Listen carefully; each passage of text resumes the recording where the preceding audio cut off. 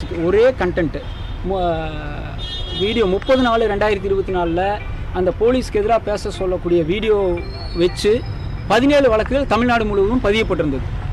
கரெக்டாக கோயம்புத்தூரில் போன 26/7/2024 ஜாமீன் கிடைச்ச உடனே எங்கே இவர் வெளியே வந்துடுவாரோங்கிற அவசரத்தில் எல்லா கேஸ்லையும் அவசரமாக அரெஸ்ட் பண்ண ஆரம்பித்தாங்க.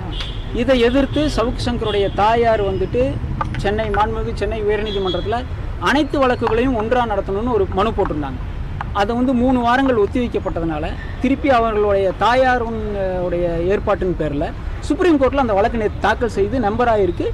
இன்றைக்கி வர வேண்டியது நாளைக்கு வருது.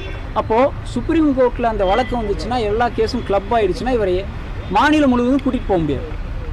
புது கேஸில் போட்டு அவரை டார்ச்சர் பண்ணுறதுக்கோ துன்புறுத்தல் பண்ணுறதுக்கோ முடியாதுங்கிறதுனால அவசரமாக இந்த வழக்குகளில் அரெஸ்ட் காமிக்க ஆரம்பித்தாங்க. இதில் உங்களுக்கு எல்லாத்துக்குமே தெரியும், மீடியாவை பொறுத்த வரைக்கும் எல்லாத்துக்குமே வெரி கிளியர்.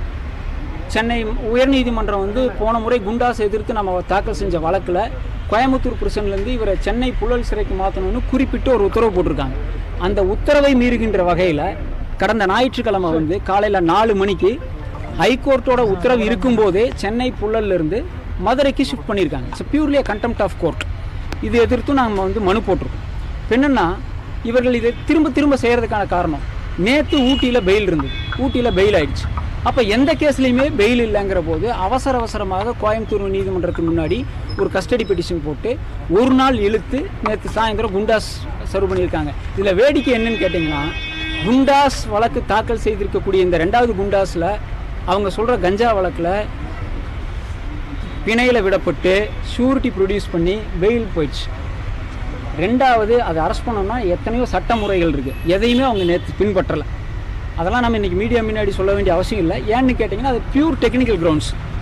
ஒருத்தர் பெயிலில் போன ஒருத்தரை அரெஸ்ட் மறுபடியும் குண்டாஸில் போனோம்னா பல வழிமுறைகள் இருக்குது, எதையுமே பின்பற்றாமல் பெயிலில் அவர் வெளியே வந்துடக்கூடாது அப்படிங்கிற ஒரே நோக்கத்தினோட நேற்று இந்த குண்டாஸ் போயிட்டுருக்காங்க. இந்த நேரத்தில் நாங்கள் என்ன சொல்லிக்க விரும்புகிறோம்னா, அவர்களுக்கு புரிகின்ற வகையில், அதாவது ஒரு உயர் பதவி ஏற்கும்போது ஒரு காவல்துறை அதிகாரி சொல்லியிருந்தார், ரவுடிகளுக்கு புரிகின்ற வகையில் அவர்களுக்கு பதிலளிக்கப்படும் சொல்லியிருந்தார்.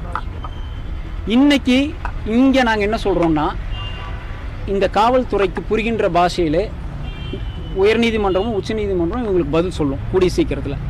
இவர்கள் தெரிந்து இந்த தவறுகளை செய்கிறார்களா, தெரியாமல் இந்த தவறை செய்கிறார்கள்னு எங்களுக்கு தெரில.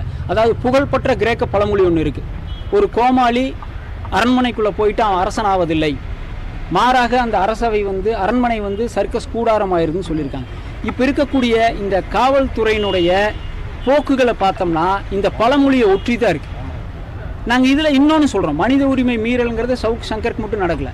கடந்த 28/7/2024 ஒரு நைட்டு கூட அவர் புழலில் சிறையில் வச்சுக்கல.